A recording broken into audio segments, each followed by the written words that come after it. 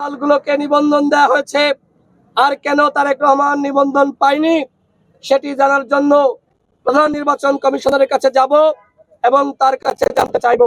এবং আমাদের স্পষ্ট কথা,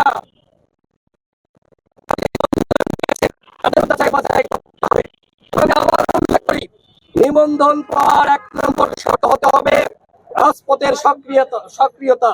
হাসিনার বিরুদ্ধে যারা লড়াই করেছে তাদেরকে অবশ্যই গুরুত্ব দিতে হবে।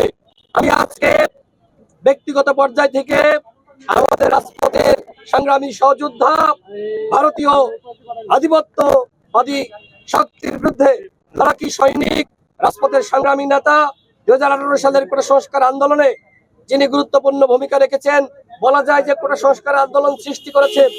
আমাদেরকে আপনারা দেখেছেন সামনে থেকে নেতৃত্ব দিয়েছি, কিন্তু এই আন্দোলনের উদ্যোক্তা ছিলেন তারেক রহমান।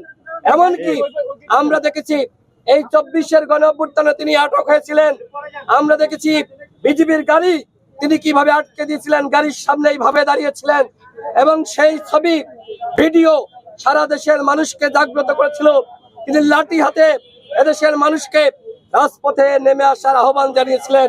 অবশ্যই এই তারেক রহমানের দল আমজনতার দলকে নিবন্ধন দিতে হবে।